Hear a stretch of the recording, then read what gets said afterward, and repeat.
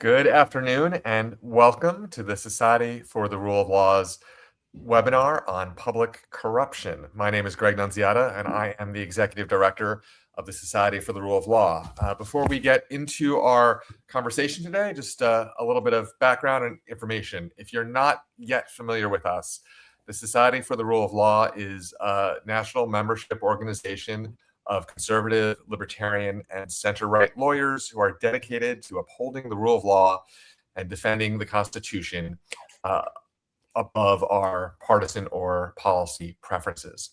Membership in the society is open to all. You need not be a conservative or a lawyer to join. We welcome everyone who shares our mission. And if you don't want to join us but would like to support us, donations are always welcome as well. We will have links there in the chat to both our membership page and to an opportunity to support our work financially. Should you choose, we'd be grateful.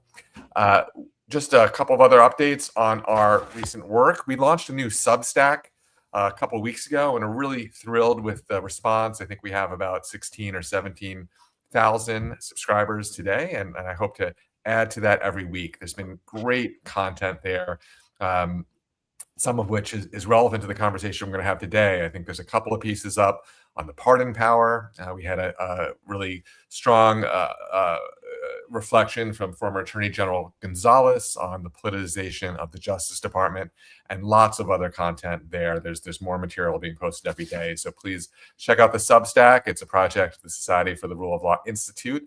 It is called Checks and Balances. The link is also in the chat there. Today's conversation is taped. It will be available for replay, so if you enjoy it, please share it with your friends and colleagues. At the end of the conversation, or towards the end of the hour, I will be taking questions from the audience to share with our distinguished panelists today. So if you have questions, you can put them in the chat and I will share them with our panelists.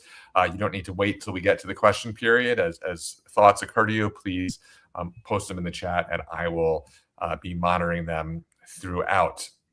Also, if you'd like to look at some more of our content, all of this is up on our website. We had a particularly, I thought, excellent annual meeting in the fall, and there's a full day's worth of content, much of which is still quite fresh on subjects such as restoring Congress's constitutional role, the unitary executive theory, and other matters. You can see all of our content from our summit, again, on our website. The link is in the chat. And a final announcement, this is new for us. We've offered CLE for in-person events before, but this is the first time we'll be offering CLE for one of our virtual events. So if you are a practicing lawyer and you need CLE, today is your lucky day. We are approved to be offering CLE in Illinois and Texas, but if you practice in another state, you can contact us and figure out how to get credit through this program as well. In order to get credit, there'll be some directions that will pop up in the chat. They are there now. There's a form you need to fill out, and you need to be mindful of recording a couple of codes that I will give out through the program that the questionnaire will ask you to enter to show that you have watched this and stayed with us for the duration. With all that said, now I'm excited to get into this conversation. I think it's a really important topic, and there's a lot we can cover today. We have two excellent panelists, and I will introduce them now. We have Brendan Ballou, who is a founder of the Public Integrity Project, which is a really interesting new pro bono law firm. I think Brendan can tell us about their work through this conversation. Prior to this effort, he has had a lot of interesting roles, including having worked as a former federal prosecutor, including time prosecuting the rioters who attacked the Capitol on January 6th. He is the author of a book, Plunder, Private Equity's Plan to Pillage America, and has a new book coming out called, if I get this right, When Companies Run the Courts, How Forced Arbitration Became America's Secret Justice System. There's a link in the chat. You can go pre-order it from Amazon, and perhaps Brendan could talk to us a bit about that today too. We also have Andrew McCarthy. Andy is a senior fellow at the National Review Institute and a contributing editor at National Review. He's also a former federal prosecutor, having served as assistant U.S. attorney in the prestigious Southern District of New York, where he led the 1995 terrorism prosecution following the first attack on the World Trade Center. Andy is a distinguished legal commentator who, if you've been following the legal disputes of the last generation, Andy's voice has been critical in many conversations from criminal law to national security, and I hope we can touch on many of these issues today. With that, let me turn it over to our panel, and I think I'd like to ask Andy to start off first. Andy has a really great 5-part series in National Review that came out over the last few weeks about some relevant issues to what we're going to talk about today. So we have the links, I think, to those stories in the chat too. It's 5 pieces. It's excellent and lays out some complicated fact patterns in a really accessible way. So Andy, welcome. Well, thank you so much, Greg. I appreciate the invitation. I appreciate what you do at the Society for the Rule of Law. It's a pleasure to appear with Brendan. I was actually pretty excited to read about your lawsuit at the Public Integrity Project. I think it's really essential work, and I commend you for doing it, and commend to people the coverage that I've seen about it. And I'm sure we'll get into the lawsuit, but we should that should definitely be one to watch. I have to say, I mean, I want to pivot off what Gregg's mention of the restoration of Congress's role, because when I only want to make a few remarks because I think we want to get into the conversation, but lawsuits like the one Brendan has brought, and a number of the lawsuits that I've written about, whether it's over the past months or the past years, really shouldn't be necessary.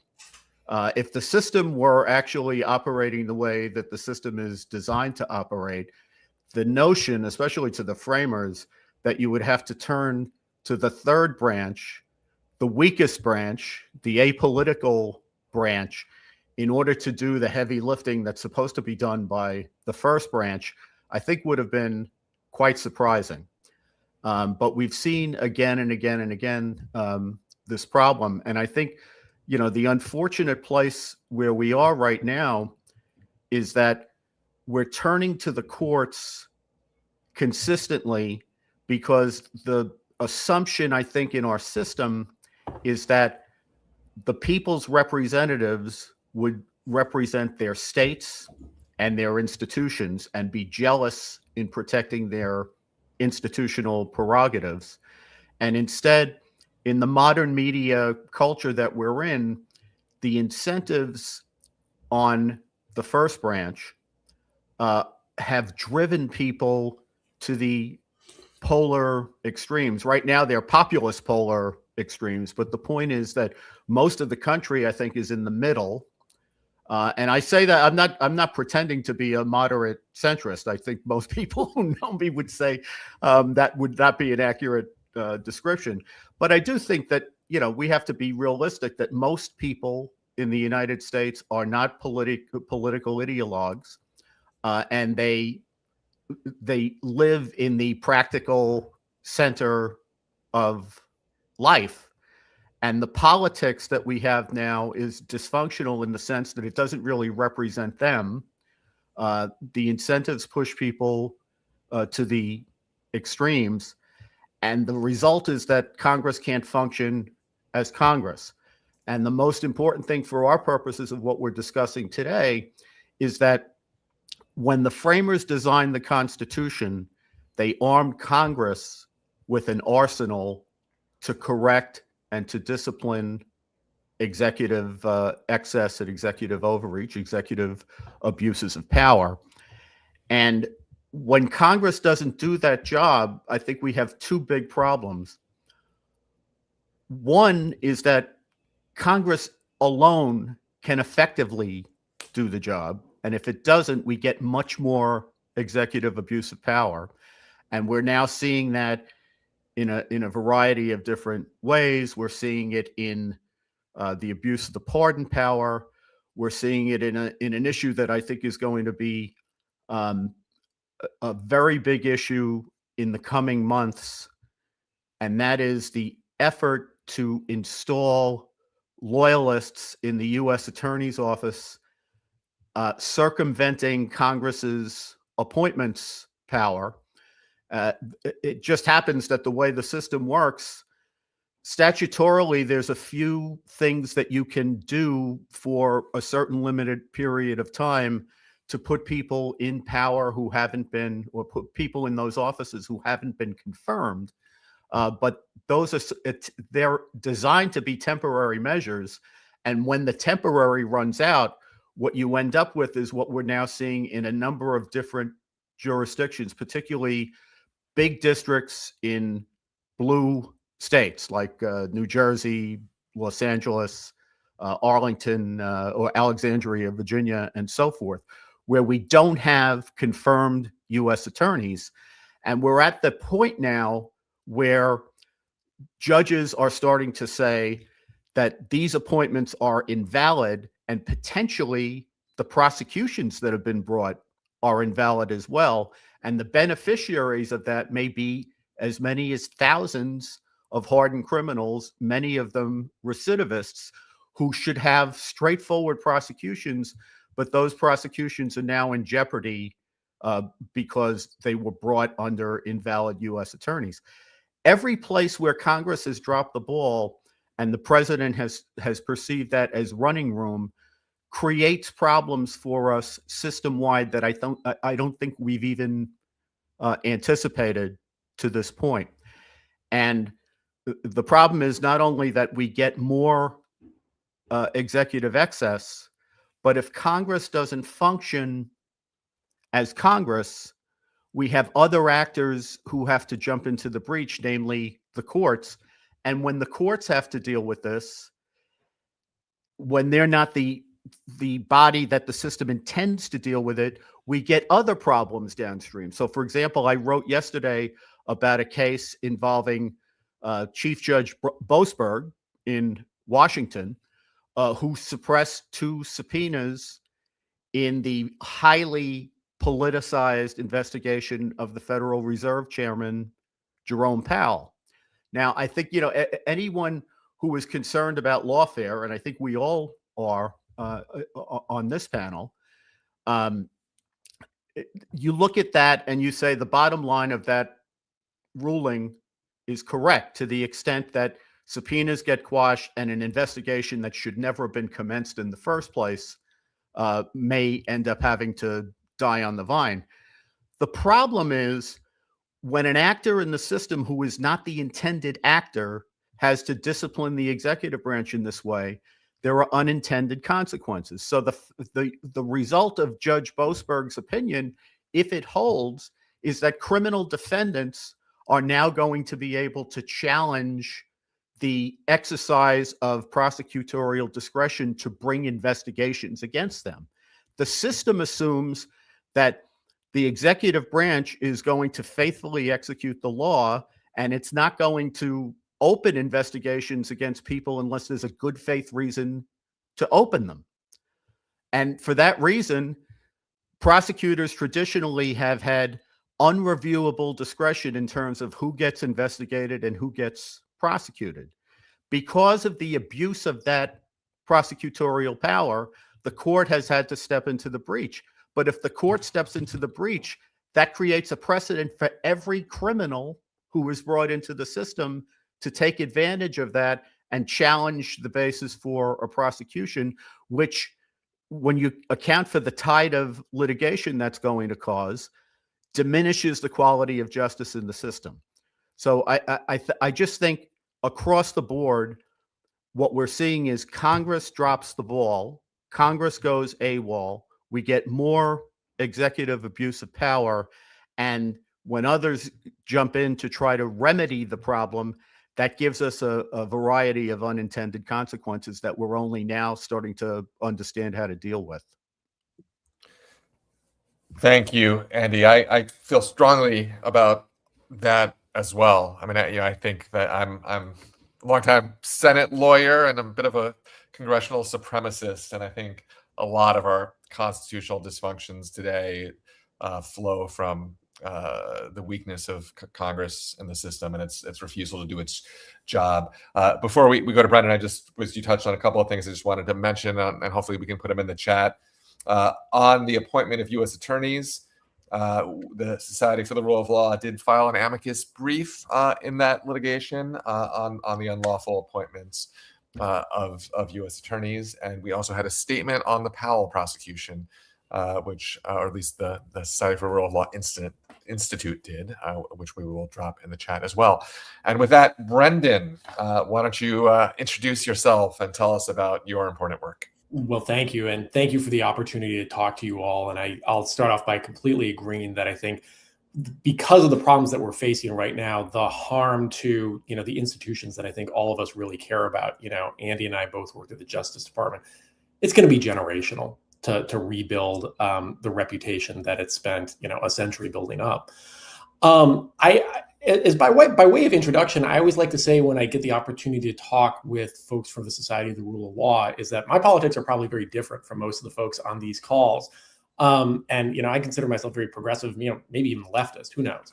But I'm always very grateful for the opportunity to speak to you all for two reasons. One is, resisting what I consider to be illegal actions of this administration has been costless to me. I haven't lost any friends because of it. In fact, I probably made friends. But I know that's not true for a lot of the people that attend events like this, and that many of you have made major personal sacrifices and professional sacrifices for the things that you believe in, I think is really admirable. And I hope that it's an example for future generations. And along those lines, I think what excites me about these conversations is, whatever divides us on policy is smaller than what unites us in our commitment to the rule of law and to the Constitution. And we are hopefully all guided by a commitment to democracy here. And so for that reason, I'm always grateful for the opportunity to speak to an audience like this. In terms of the general corruption that we're seeing and then sort of what we are trying to do about it, I can lay out sort of how we would classify the different kinds of corruption and then our general strategy here. So, I think there are really two kinds of corruption that are occurring right now. One is individual and one is systemic. And Andy already touched on, I think, both of these to a certain degree. The first on the individual ones are the stories that you are already seeing about really prominent things. To give you a couple examples, and we mentioned this in this New York Times op-ed from a few weeks ago. You have, for instance, the executive of a electric vehicle manufacturer raises hundreds of millions of dollars for electric semi-trucks that it turns out don't work. And in fact, allegedly, their demo video for how the truck traveling along the road was actually just shot by dragging the truck up to the top of a hill and then letting it, sort of glide down, is allegedly how they tricked investors. This guy was convicted, was sentenced to 4 years at trial, 4 years in prison, and prosecutors were demanding $660 million in restitution. Well, he and his family members donate a little less than $2 million to various campaign committees, and he's pardoned, which means not only does he get released from prison, but those investors, those people, many of whom, there's really great reporting on, put up their life savings in a business that they really believed was going to change the world, were completely wiped out. And they will never see that money, at least under the current interpretation of the law. You have similar stories about, an executive of a fast food chain allegedly stealing $47 million from his own company. Well, he gives, his company gives $100,000 to the Trump inaugural committee. And shortly thereafter, not only is his case dismissed, but the AUSA, the assistant U.S. attorney on the case, is personally fired by a White House official. Now, I know that these folks have a lot of money and probably follow these public statements very closely, so I'm not alleging causation here, but it is a very unusual sequence of events that these folks got these extraordinary reliefs and pardons. So there's the individual corruption that we're seeing like that. But I also think that there's a systemic corruption, or maybe a more accurate way of putting it is not corruption, but a dismantling of the infrastructure for going after rich criminals. Right as the administration came into office, they paused prosecutions under the Foreign Corrupt Practices Act, so the Foreign Bribery Statute, the Foreign Agent Registration Act, so acting as an unregistered agent of a foreign power. They disbanded the Klepto Capture Task Force, which was designed to go after Russian oligarchs, and the nascent Crypto Task Force that was going to pursue crypto scams criminally. And that was just in the first couple of weeks. They've since supposedly revamped FCPA prosecutions. I don't know where that currently stands. But you also look at broad sort of systemic changes within the Department of Justice. The fact that the public integrity section reportedly might have just 5 lawyers left in its criminal section. The fact that they have unwound the tax division entirely is pretty extraordinary. That is the part of the Department of Justice that goes after rich tax cheats. And that's just the Department of Justice. You kind of continue the conversation in terms of the SEC and other enforcement agencies, but really a dismantling of the infrastructure for going after white collar criminals. And so, I think that goes to Andy's point, which is in an ideal world, a project like the Public Integrity Project wouldn't really need to exist. This would be the work that would, first and foremost be done by the Department of Justice, by federal law enforcement, and secondarily by Congress, using its investigative authority to go after rich criminals if DOJ is unwilling to do so. Obviously, DOJ is not interested in that right now and seems to be actively facilitating various schemes. And Congress is really struggling. I want to give credit where it's due on certain matters, but by and large has not really been an effective force on this issue specifically. On corruption, I think it's been very hard for them to uncover new information that wasn't already publicly reported. So that, I believe, is what makes our new law firm necessary. We are 2 months and 18 days old. So, I don't want to overstate the work that we're doing in any way, but I can talk about our mission and then what we're just starting to do. So the goal of the project is to raise the legal and reputational cost of corruption in the United States. So in a world where the Department of Justice is not interested in pursuing criminal prosecutions of rich criminals, of people outside of government trying to bribe government officials, of the government officials trying to be bribed, how can we pursue some of that corruption civilly? If you got lawyers in this conversation, that federal criminal law, almost without exception, does not have a private right of action, but there are various civil wrapper statutes that you can have around criminal violations. Can you look at civil RICO? Can you look at unjust enrichment? Can you look at state laws like California's unfair competition law and so forth? We brought our first case about a week and a half ago against the government for approving the illegal sale of TikTok's U.S. assets to various allies, including Oracle, which is owned by or run by Larry Ellison, and MGX, which is a Middle East sovereign wealth fund that bought $2 billion in Donald Trump's preferred cryptocurrency. That deal facially violated the law. Donald Trump extended the deadline for enforcing it 5 times, completely in contravention of the law. He directed his attorney general specifically not to enforce the law. And then he approved a deal that allows ByteDance, TikTok's Chinese parent company, to continue to have an in-depth operational relationship with the business. All of which means that Oracle can censor the content that it doesn't like, and the Chinese government or its allied companies can censor the content that it doesn't like. And so we've challenged that, and it's we brought that about 2 weeks ago. Our first sort of substantive filings are due in about 4 weeks, so we'll keep you all updated on that. I think the last point that I'll make before turning it over is I think it's important to think about what makes this moment unique, because I do think that there have been instances of the past, and I think people are right to bring this up. I don't think it's just a sort of whataboutism argument to say, there have been instances of past presidents, Democratic and Republican, engaging in, I think, what ordinary folks would call corruption, whether it meets the legal definition of wire fraud or bribery or so forth. What makes this moment different?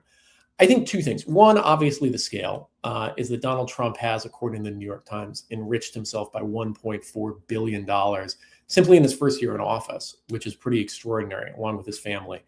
And then I think the really qualitative difference is that, by and large, what you might call corruption or legalized corruption in the United States has been funneled into the political process. There might be distasteful contributions to political action committees and so forth, unlimited spending and so forth. But all that money was, by and large, going to fuel political debate. It's relatively rare that you have government officials that are personally profiting, having money go to their individual foundations or to themselves personally, and getting that money immediately.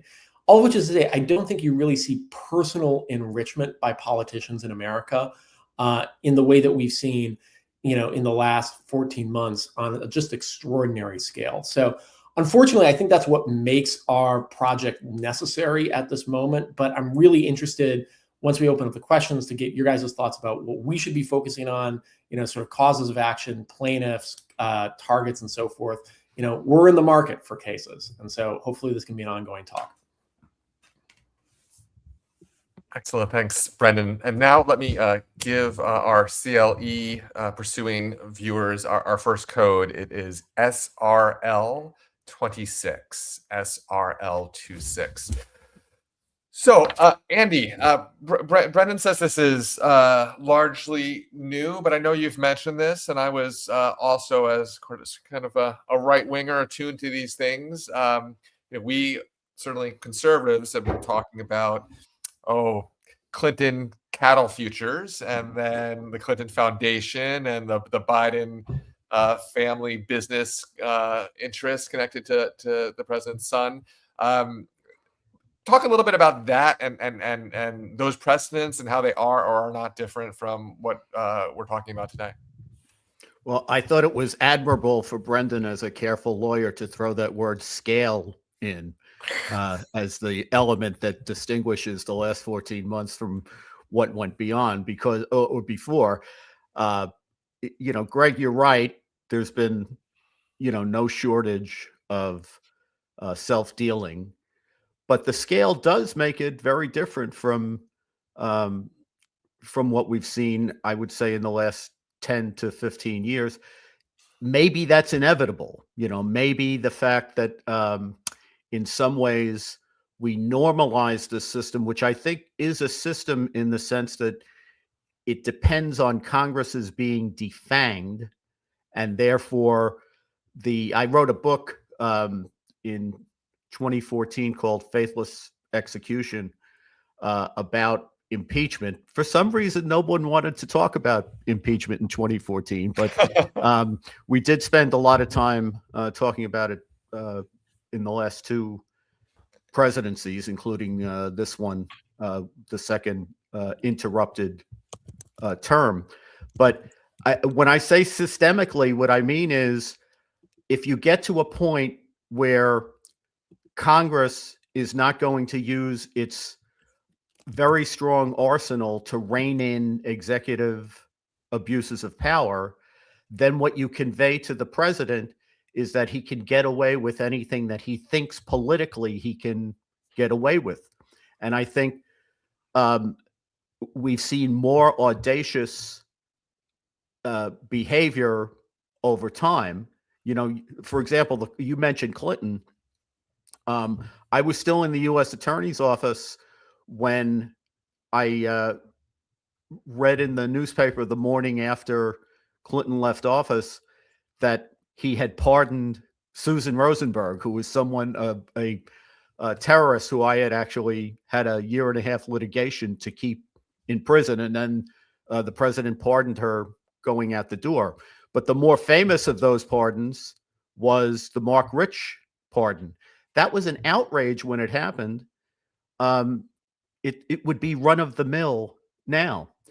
And I think in the report that the Oversight Committee wrote about the Biden crime family, which we tried to talk, at National Review, we tried to describe it as the Biden influence peddling organization or influence peddling scheme, which I thought was bad enough. But let's face it, I read in that report, they talked about $27 million. And I think Jamie Comer probably mentioned 27 million about 27 million times in that 300-page report. That would be a rounding error compared to what went on in just a few, not even 1.5 years, just a few months in connection with the Trump cryptocurrency activities. So I don't want to minimize what went before, but I do think, Brendan mentioned scale, and scale is very important. I don't, it may be that Trump was pushing on doors that were, if not opened, at least loosened by what went on in the run-up to his term. But man, he's blown through them. Yeah, let me. The impeachment power is an important issue, and we just dropped in the chat a piece I wrote for the Dispatch, which was titled "The Case for More Impeachments." I think it's an important power that Congress has let wither, and we've actually, I think we had 2 webinars on impeachment-related issues over the last few months. We may come back to that again if the Democrats win control of the House this fall. Brendan,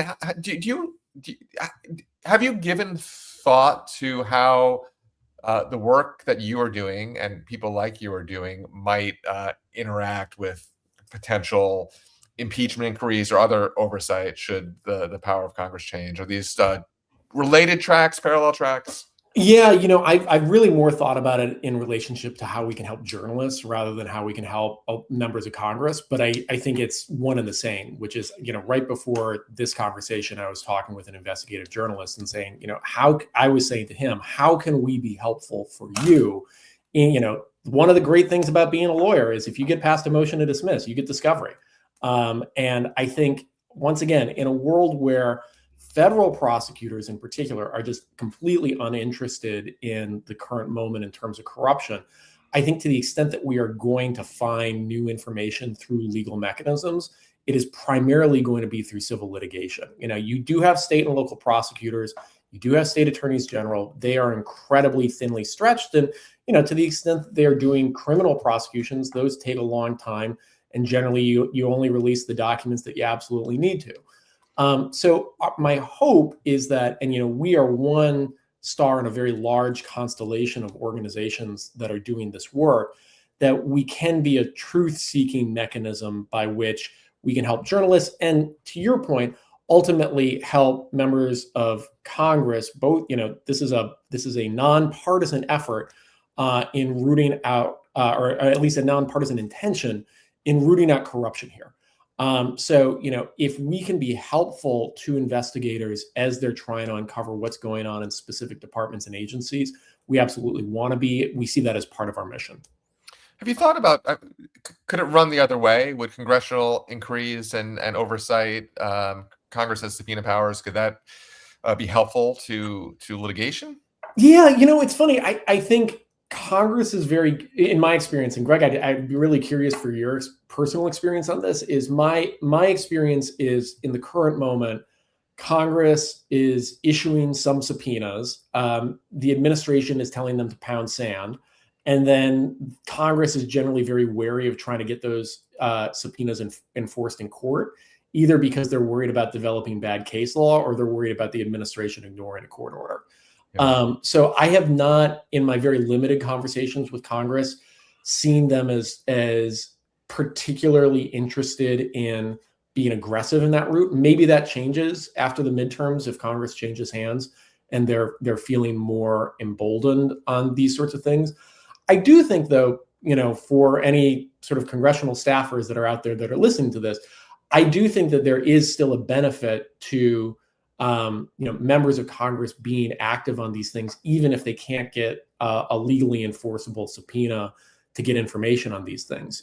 As any practicing lawyer knows, judges are acting within the sphere of sort of what's politically viable and worthwhile. And, it's classic Overton window stuff. If a member of Congress or a committee or a subcommittee can raise the salience of an issue, that makes subsequent follow-on litigation, even if it's entirely unrelated, much more likely to succeed. I think the primary example in this is the controversy around Jeffrey Epstein.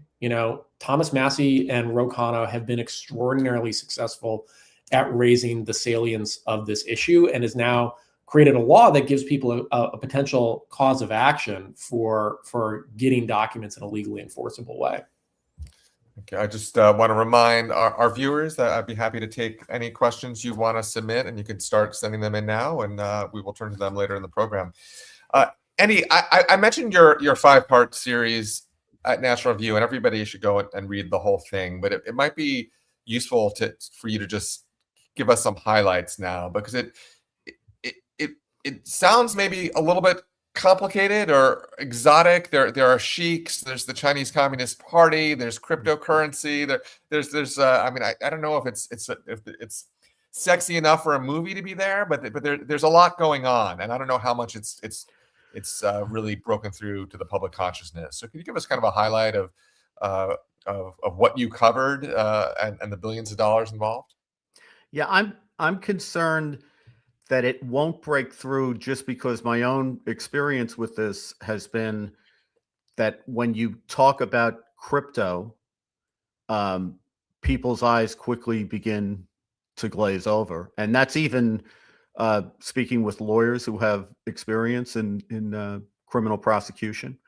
So I've tried to simplify this without having to get too much into the weeds of blockchain and crypto and the stuff that just makes people kind of shut down before you can convey the major facts. But I think the major facts that occurred here are simple in the sense that one of the major things that the framers were most concerned about was foreign influence over the presidency in particular. And part of the reason that we have the impeachment clause, part of the reasons we have the foreign emoluments clause is precisely the fear that the framers had that they were creating this office with awesome powers. And if it were put into the service of a foreign power, particularly a foreign power that was hostile to the United States, that would be catastrophic.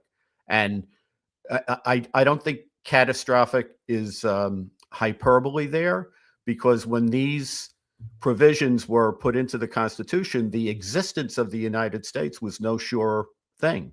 You know, we kind of take it for granted now, but it wasn't in the 1780s. So amazingly, when it began to look like Trump had a very good chance of winning the election prior, I guess, in the autumn of 2024, he began a business enterprise with Steve Witkoff, who has become the main envoy and troubleshooter, notwithstanding that he doesn't really have experience in that regard. They began this crypto organization, which has a variety of different crypto mechanisms. There are meme coins, there are tokens, and ultimately there's a form of cryptocurrency that's called stablecoin, which is pegged to the dollar. The idea is to try to answer the weakness of cryptocurrency as a currency by making it a realistic medium of exchange. So that's the idea. But more importantly, for our purposes, any kind of entity that gets created by a politician that is opaque in some way. I think of the Clinton Foundation in some ways. I think of what went on with the Biden family, but this crypto serves the purpose. It becomes a mechanism for people to give lots of money to powerful politicians outside of federal law and federal regulations. If you tried to contribute money to a political office holder or somebody who might be seeking office, that would be a heavily regulated process. But you can accomplish the same thing and more by making contributions to this entity that is ostensibly not political. And it's obviously a very corrupting kind of a framework. So Trump and Witkoff set up this company. To make a very long story short, the United Arab Emirates, members of that government, particularly Sheikh Tahnoun, who is a government official and the person who I think controls about $1.5 trillion of investment, made very heavy investments into it. That we know of, it's $2.5 billion. And then the other thing that just stinks to high heaven about this is there's a guy named Shangzheng Peng who runs the biggest cryptocurrency exchange in the world, known as Binance. He is prosecuted for money laundering during the Biden years. His company ends up having to pay a $4 billion settlement to the government. He actually gets sentenced to 4 months in prison, and he wants a pardon. And he also works closely with the United Arab Emirates, so they lobby for him to have the pardon as well. He contributes the knowledge and wherewithal and the technical expertise so that the Trump organization can set up its stablecoin business, which the United Arab Emirates pours $2.5 billion into. And they lobby for him to get a pardon, and he gets the pardon. So it's, usually in my experience, there's a lot more subtlety about quid pro quo than I see in this particular thing. But this is a pretty straight line corruption, I think. And it's very worrisome because, again, what you have are people who are controlling the most important decisions that a body politic makes, which is the decisions about its security. If you're going to put that if you're going to put government power in the service of foreign powers that are willing to pay a lot of money rather than what's right for national security and what's right in the public interest, that's a huge problem for the United States. And we've essentially, I think the part of this story that's the most important is that we have eviscerated the norm that prevented people who were endowed with great public authority. We've eviscerated the norm that they had to act in the public interest and therefore insulate themselves from their own personal interest. These are people who are, they're frankly cashing in on public service. And as Brendan said before, the president is now worth $1.4 billion. You saw it in the Times, I guess. I saw it in Forbes yesterday, but they now track it as $1.4 billion. And it was actually more than that in September. It was closer to $2 billion in September. Crypto is not a great business, so they've had some setbacks. But it's an extraordinary amount of money to be making off the exercise of public authority. And part of the reason that it's important for Congress to be doing its job here is it's not just that it's putting too much pressure on the courts, but I think a lot of the things that I think of and that normal people think of as corruption might not necessarily be a crime, right? I mean, and the founders, when they talked about impeachment, it's a process for addressing kind of political crimes, so things that might not be criminal according to the criminal code, but are somehow betraying kind of the country or the oath or the duty that a president and his team should have. Brendan, is what Andy's talking about now the biggest scandal or the biggest area of corruption that we should be concerned about, or what's in your kind of top three factors that alarm you? Oh gosh, we got a long list. So yeah, no, I think the Changpeng Zhao Binance deal, the $2.5 billion is just extraordinary. You're starting to talk about real money there.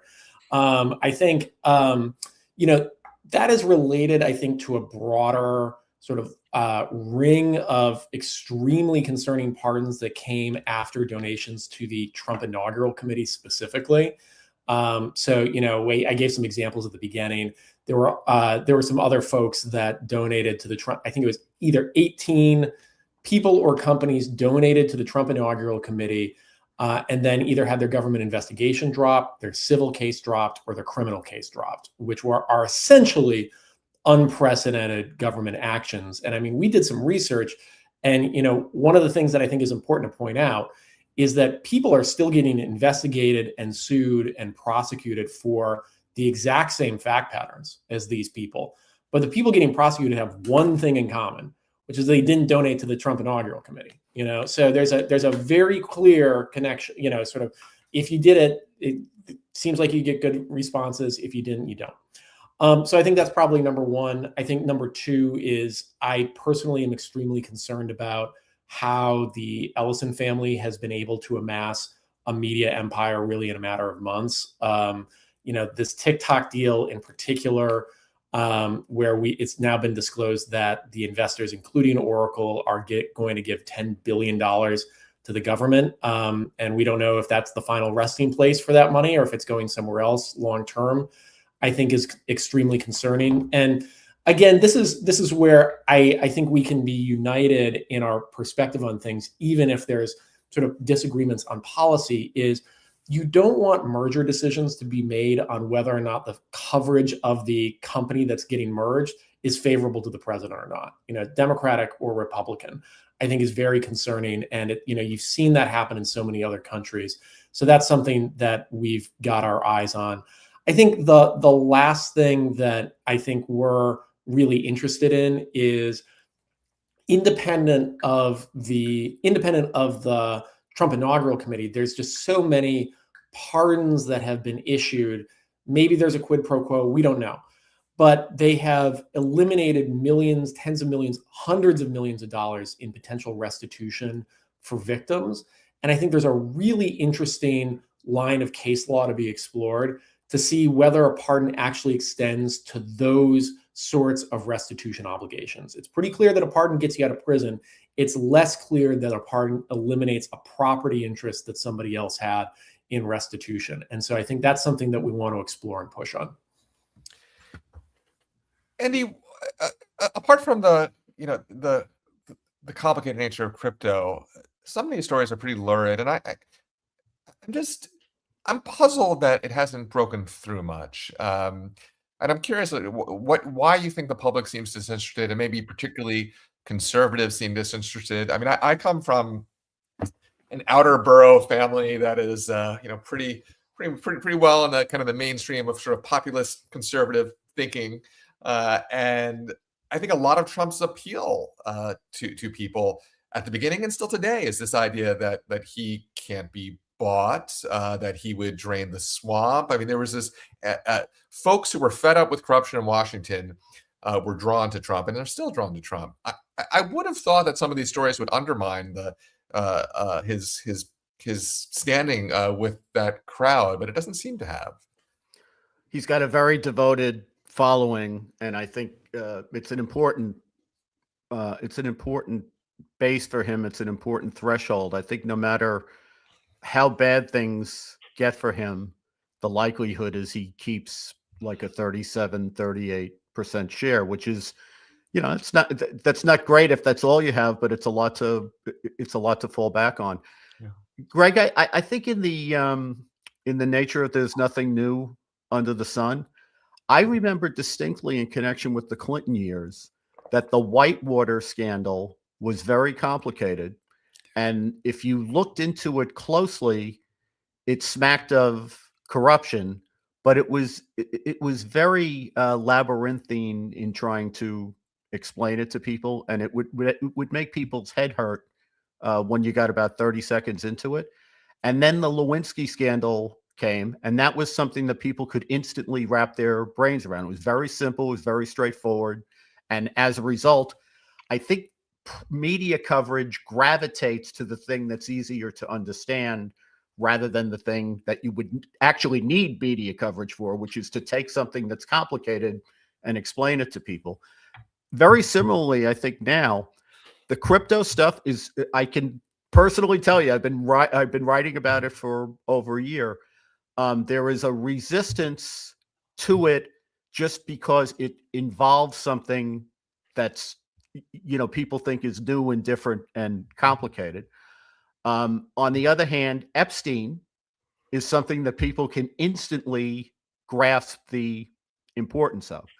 And as a result, you've gotten a ton of Epstein coverage and not so much on stuff that may be, from the perspective of Trump in particular, may be a lot more important and telling.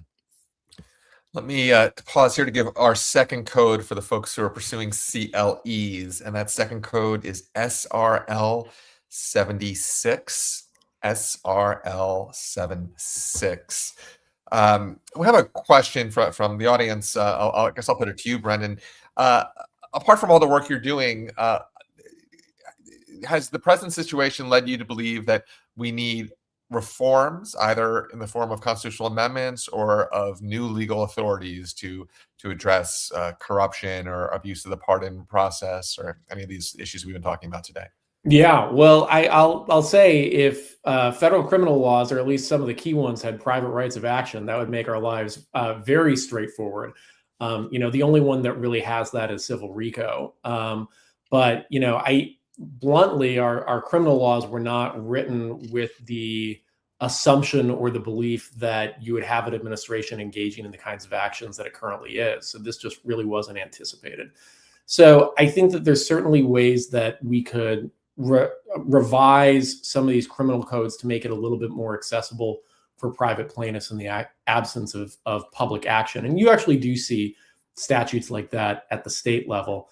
To the deeper question about reform, constitutional amendment, or sort of reinterpreting the Constitution, it's famously, our Constitution is extraordinarily difficult to amend. One of the things that I've always found surprising is about 5 new constitutions get written every year in the world, which I did not know. And the key to a constitution's survival is its ability to be amended. So we are a complete outlier, both in the duration of our Constitution and the fact that it survived so long despite being so hard to change. So I've never been particularly bullish on pursuing a constitutional amendment to address what I would call legalized corruption. That said, I think it's extraordinarily important, to I think what Andy has been has been a theme in some of his discussion is, there is an enormous amount of corruption in our federal system right now, but it's not a crime, and I think that has engendered an enormous amount of cynicism in Americans, and rightly so. And so I think what we really need to be thinking about is, what can we do to limit the influence of money in politics at every level, not just sort of the explicit, narrowly defined quid pro quo, the definition of which gets narrower every year. I think it's extremely distasteful that, just about every famous politician maybe didn't start rich, but is now rich. And I think Americans are right to be cynical about that. But I also think that they're right to think that there are ways to change that. So I think we do need to be pursuing sort of broader systemic reforms at the same time that we're looking at some of these specific sort of cause of action-y type stuff. I had historically been skeptical of private rights of action in general. I don't know if, Andy, do you have thoughts on private rights of action? Yeah, I have 2 thoughts. One is, I think that people, Gregg, like you and myself, who are skeptical of that sort of thing, have to at least acknowledge that if Congress is not going to do its job and it's left to the courts to do it, you have to design it in a way that the courts can do it, because otherwise they have to manipulate the existing rules, and we end up with unintended consequences. So I think clearer causes of action. I would think, Brendan, also that loosening up the standing rules. If we're now going to just acknowledge that some of the stuff is going to end up in court, we got to let people get into court and not have to come up with creative theories for why they should be allowed to be there. The second thing I want to say is, just as someone who is not as down as Brendan may be on the amendment process. I mean, I think the reason we haven't had as many amendments is that for a long time, the courts functioned as a kind of an Article 5 convention in real time almost. But I do think that it's worth, this is a hobby horse I've been on for a number of years, but I do think it's worth pushing to repeal the pardon power. It's completely past its time. The framers had very good ideas about why they should have the pardon power. The idea would be, in a time when the future of the country was not as sure as it seems to be now, a, a an act of clemency by the chief executive could quell insurrectionary temper in the body politic. I think that was a worthy idea. However, at the time that the Constitution was adopted, we had almost no federal crimes. I think in the first legislative act of Congress, they enacted something less than 10 federal crimes. We didn't even have a Justice Department until almost a century later. And the court system that exists today, with its redundant review measures in order to ferret out if there have been constitutional or problems of injustice in a prosecution, are night and day. I mean, it didn't even exist at the time that the Constitution was adopted. There's no reason in current day that you have to give the executive a power to ameliorate some injustice that may have occurred in the system, because we now have a system that's designed to do exactly that. And the last thing I would say about it is, if there is a case that cries out for that kind of relief, you can always do that by regular legislation. If there's a consensus that injustice was done, then pass a law, let the president sign it. But there's no reason to have the pardon power. And for half a century, it's been synonymous with corruption. Yeah, I think that's right. It's both parties. I mean, I think it is important that we recover our ability to amend the Constitution, and a great place to start is the pardon power. One more question, Brendan. We have a viewer in Arkansas who says, under Arkansas law, we can have filed civil suits to recover illegally obtained tax dollars. Are there mechanisms like that in federal law? You're muted. Short answer is no. If there are, we haven't figured them out yet, but we have seen state equivalents like that, and I think that would be extremely helpful. I think you might be able to get at some of that stuff with common law unjust enrichment, but that's not going to extend to the federal government. Sovereign immunity is going to apply there, so that would be something that would be very useful. I see we're almost at the hour, so I'd like to invite each of you to, if you have any quick closing thoughts, Brendan.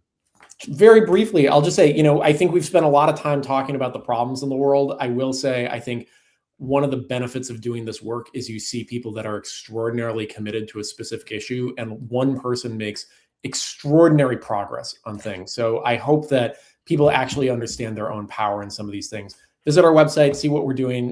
You can support us in all sorts of ways. Thank you, Brendan. It's the publicintegrityproject.org. Is that right? And Andy. Yeah, we need Congress.